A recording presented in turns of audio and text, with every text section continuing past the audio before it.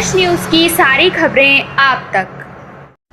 शहादरा जिला की कृष्णा नगर के वेस्ट आज़ाद नगर के मकान नंबर 219 में लगी आग, 3 की मौत, 10 घायल। तस्वीर आप देख सकते हैं कि फायर कंट्रोल रूम को तड़के सुबह 2:35 पर पीसीआर कॉल मिली थी कि एक बिल्डिंग में आग लगी है। तुरंत 5 गाड़ी मौके पर पहुंची और 13 लोगों का रेस्क्यू किया, जिसमें 3 लोगों की मौत हुई है। एक 66 वर्ष की महिला है, एक 18 साल का एक लड़का है और मृतक की मां जो 39 साल है, उनकी भी इसमें मौत हो गई है। बाकी 10 लोगों का हॉस्पिटलों में उपचार जारी है। वहीं सुबह होते होते पॉलिटिक्स पार्टियां भी यहाँ मौके पर पहुंचने लगी, जहां भाजपा जो प्रत्याशी हैं पूर्व दिल्ली से हर्ष मल्होत्रा भी यहाँ पहुँचे। उन्होंने भी कहा कि दुख जाहिर किया है और कहा है कि जो आग लगी है, किस कारण लगी है, इसकी जाँच होनी चाहिए। वहीं दिल्ली भाजपा प्रदेश अध्यक्ष वीरेंद्र सचदेवा भी पहुँचे, जहां उन्होंने जायज़ा लिया और मीडिया से बात करते हुए सबसे पहले दुख जाहिर किया कि जो 13 लोग घायल में से 3 लोग की मौत हुई है, उस पर दुख जाहिर किया है।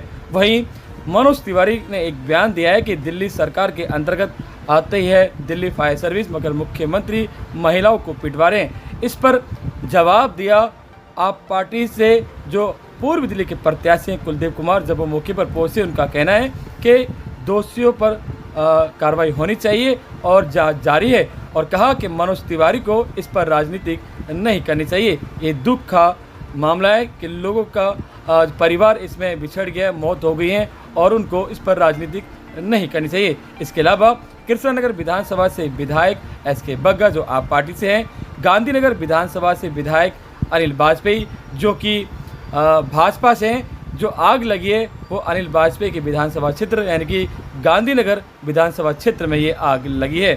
इस पर हमने जो एक महिला है जिसने कूद कर जान बचाई, उसने बोला कि आग लगी थी, उन्होंने अपने बच्चों को भी बचाया और खुद भी जान बचाई है। सुने बाइट। कुलदीप जी, आप यहाँ आए कृष्णा नगर में, 13 लोग को निकाला गया था जिसमें 3 की मौत हो गई, 10 घायल, क्या कहेंगे? देखिए, बहुत दुखद घटना है। पता लगा है कि शॉर्ट सर्किट होने की वजह से यहाँ पे आग लगी है और आग की घटना हुई है। उसकी जांच पूरी टीम कर रही है, जो भी उसमें पता लगेगा उस पर कार्रवाई होगी। और लेकिन निश्चित रूप से उन परिवारों के साथ जिनके साथ ये घटना हुई है, उनके साथ हम खड़े हुए हैं। पूरे परिवार के साथ पूरी सरकार पूरी उसके साथ खड़ी हुई है और उनके बेहतर इलाज के लिए जहाँ भी जो लोग अभी का इलाज चल रहा है उनके इलाज को सुनिश्चित करेंगे और परिवार के साथ ही दुख की घड़ी के अंदर हम लोग खड़े हुए हैं। इसी थोड़ी दूर आगे विवेक विहार देवी के सेंटर पर वहाँ 6 बच्चे मरे हैं, जो जैसे 15 दिन वाले, क्या करेंगे? अभी वहाँ से भी हम लोग आ रहे हैं, वहाँ भी ये बड़ी घटना हुई है, 6 बच्चों की मृत्यु हुई है, 7 बच्चों की। और अभी मैं वहाँ से उनके परिवारों से परिजन से मिल के आया हूँ। बहुत दुखद घटना है कि घर के चिराग उजड़ गए और ये बड़ा दुखद है, लेकिन हम सब उनके साथ खड़े हुए हैं, परिवार के साथ हमारी सहानुभूति है पूरी और पूरी सरकार उनकी हर मदद के लिए तैयार उनके साथ रही है। मनोज तिवारी का पलटवार है कि अरविंद केजरीवाल के अंडर में डीएफएस आता है, मगर वो उस पर ध्यान नहीं दे रहे, वो पिटवाने में ध्यान दे रहे हैं। उनको मुझे लगता है इस तरह में इस समय पर ऐसी राजनीति नहीं करनी चाहिए। ये समय परिवार के साथ खड़े होने का, मैं राजगुरु की घटना का जिक्र करने लगूँ, मैं तमाम घटनाओं का जिक्र करने लगूँ, वो कोई नहीं है। लेकिन हमें सबको मिलकर उस परिवार की सहायता करनी चाहिए और कोशिश करनी चाहिए कि आगे ऐसी घटनाएं ना हो सके, उसकी पूरी जांच हो सके, ताकि और लोगों को ऐसी उनका सामना ना करना पड़े। और मनोज तिवारी को अपने इस मतलब लगता है इन चीज़ों पर राजनीति करनी चाहिए। अजीत जी, क्या कहेंगे? आग लगी, 13 लोगों का रेस्क्यू किया, 3 लोगों की मौत हो गई। बहुत दुखद घटना है और जिस घर में ये घटना घटी है इसमें 3 लोग नहीं बचा पाए हैं और 10 लोग अभी इलाज चल रहा है। पूरी उनकी जमा पूंजी भी सब खत्म हो गई है और एक बहुत बड़ा नुकसान है समाज के लिए भी। लेकिन लगातार दिल्ली में इस तरह की घटनाएं बढ़ रही हैं आगे, और जो जानकारी यहाँ मिल रही है कि बिजली की तारों से शॉर्ट सर्किट हुआ है, तो मुझे लगता है कि एक बार बिजली विभाग का भी ऑडिट होना चाहिए कि क्यों बार बार बिजली के मीटरों से शॉर्ट सर्किट हो रहे हैं और आग के कारण बन रहे हैं। अभी विवेक विहार की घटना का कारण भी यही बताया जा रहा है। मैं वहाँ जा रहा हूँ देखने, वहाँ भी 7 मासूम बच्चों का सुना है कि ध्यान हो गया।